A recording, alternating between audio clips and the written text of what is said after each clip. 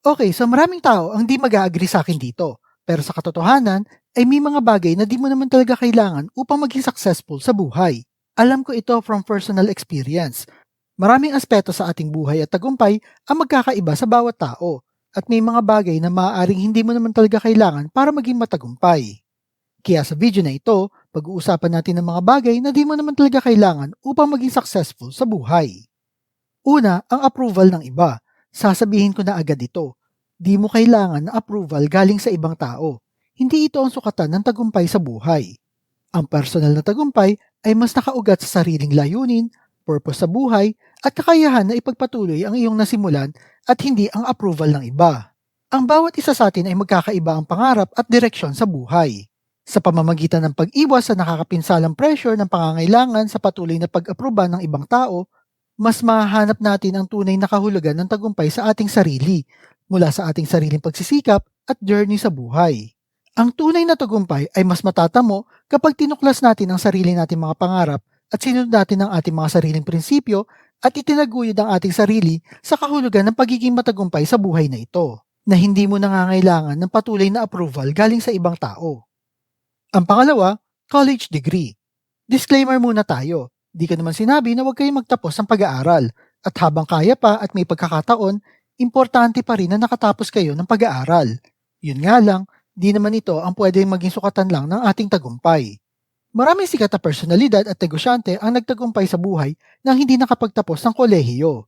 Sa halip, naglaan sila ng panahon para mag-self-educate, matuto ng skills at personal improvement. Ang pagiging creative, magkaroon ng determinasyon at matuto mula sa mga karanasan ay mahalaga rin para sa landas ng iyong tagumpay. Ang mga negosyo at mga bagong technology ngayon ay nagbibigay daan sa mas maraming oportunidad para sa mga nag-aambisyon na magsikap at magkaroon ng sariling edukasyon. Ang ibig ko lang naman sabihin na ang tagumpay ay hindi eksklusibo lamang sa mga nakatapos lamang ng tradisyonal na edukasyon. Sa halip, maaaring mahanap ang tagumpay sa iba't ibang paraan. Ang pangatlo, mataas na IQ. Madalas nating marinig yung kapag matalino ka ay magiging successful ka sa buhay. Although malaking tulong nga ang pagiging matalino o may mataas na IQ, pero maraming tao ang may mataas na IQ, ngunit hindi naman nagtatagumpay sa kanilang mga personal na layunin. Habang meron naman ang hindi mataas ang IQ, pero nagtatagumpay dahil na rin sa kanilang determinasyon, pagtsatsaga, diskarte, galing sa pakikipag-communicate sa ibang tao, at yung mga taong nagtitake action sa kanilang ideas. Ang tagumpay ay nakaugat din sa kombinasyon ng common sense, creativity, emotional intelligence at social skills. Tandaan na ang pagbuo ng isang successful na negosyo ay hindi dahil sa matalino ka, kundi ang pagiging matatag sa likod ng mga pagsubok. Ang pang-apat ay maraming kaibigan. Kahit gaano pa kadami ang kaibigan mo, walang silbihan kundi naman totoo at nandyan lang kapag may kailangan sa'yo. Ang tagumpay sa buhay ay hindi nakadepende sa dami ng kaibigan. Sa halip, ito ay sa malalim at makabuluhang relasyon na nagsisilbing suporta sa iyo kaysa naman marami kang kaibigan ngunit di naman totoo.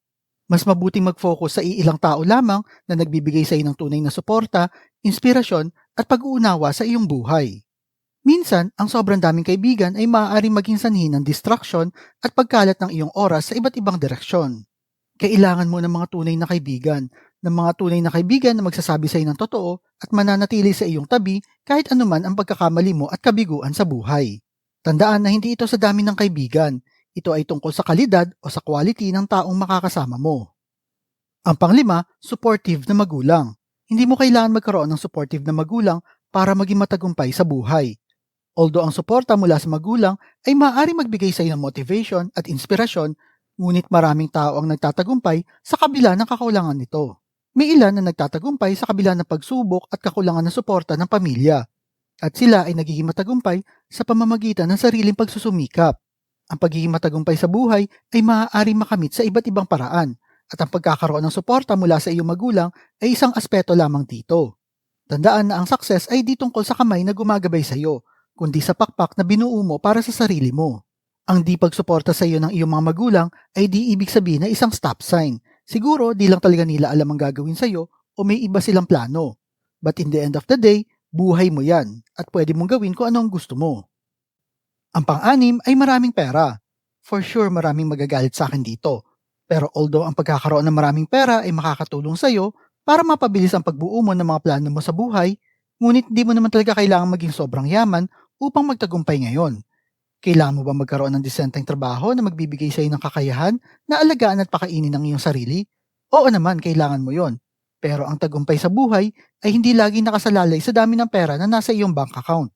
Ang kahulugan ng tagumpay ay magkakaiba sa bawat isa sa atin. Ito ay maaaring nasusukat sa pamamagitan ng iba't ibang aspeto tulad ng personal happiness, pag-unlad sa propesyon o career, at sa masayang relasyon. Ang kahalagahan ng mga bagay tulad ng dedikasyon at pagkakaroon ng malasakit sa iba ay minsan masigit pang mahalaga kaysa sa material na yaman. Pero syempre, mas okay pa rin yung marami kang pera. Ang pangpito ay ang timing. Yung paghihintay sa tamang oras ay isang ilusyon lang. Tandaan, the best time to start is yesterday, and the next best time is today. Ang pagtatagumpay sa buhay ay hindi lamang nakasalalay sa tamang oras o timing. Sa halip na hintayin ang tamang panahon, mahalaga na simulan kung ano ang nasa isip mo ngayon at ang ibang kailangan mo ay matututunan mo lang along the way. Sa bawat yugto ng buhay natin ay maaari magkaroon ng mga hadlang at pagsubok. Ngunit ang mahalaga ay ang kakayahan na pagtuunan nito ng pansin at lakas na loob na harapin. Ang pagiging handa na umaksyon at magbago kahit na anong oras ito mangyari ay mas naglalayong magbigay ng daan sa tagumpay kaysa naman sa paghihintay ng tamang pagkakataon. Tandaan na ang tagumpay ay isang proseso na nangangailangan na diskarte, lakas ng loob at pag-aksyon sa mga bagay na nasa isip mo at hindi lamang sa paghihintay ng tamang oras. Ang pangwalo ay ang bagong idea. Yung idea mo ay di naman dapat malupit at bago para maging successful sa buhay. Pwede maging isang itong improvement sa isang existing idea. Ito ay tungkol sa pag-take ng action at yung value na kayang i-provide ng idea mo. Lahat tayo ay may idea. Kahit kung mausap ka lang ng ilang tao sa daan, ay bibigyan ka niya ng isa o dalawang idea na may potensyal na maging successful, pero nakadepende lahat pa rin ito sa execution. Ang pangsyam ay complete plan.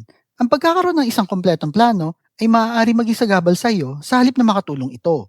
Ang pagsunod sa plano na ginawa mo ay pwedeng humadlang sa iyo sa iba't ibang pagkakataon na maaaring dumating sa iyong buhay sa hinaharap. May mga opportunity kasi na minsan lang talaga darating sa iyo at hindi na magbubukas uli ang bagong opportunity na ito. Tandaan mo na hindi mo alam kung sino ang makikilala mo at saan ka mapupunta pagkalipas ng 1 o 2 taon mula ngayon. Kaya subukan mong ituring ang bawat araw bilang isang bagong pagkakataon sa halip na isarado mo ang iyong sarili mula sa mga opportunity na darating. Huwag mong iwasan ang mga opportunity na ito dahil lang sa masyado mong sinusunod yung complete plan mo. So ayan ang mga bagay para sa akin na di mo kailangan para maging successful sa buhay. Ikaw ba, ano ang mga bagay na tingin mo na kulang sa buhay mo kaya di ka nagiging successful? Type mo naman sa comment section below. At kung mahilig kayo sa mga videos tungkol sa pera, motivation na business, like and share nyo lang ang video na ito at kita-kita po ulit tayo sa mga susunod na video.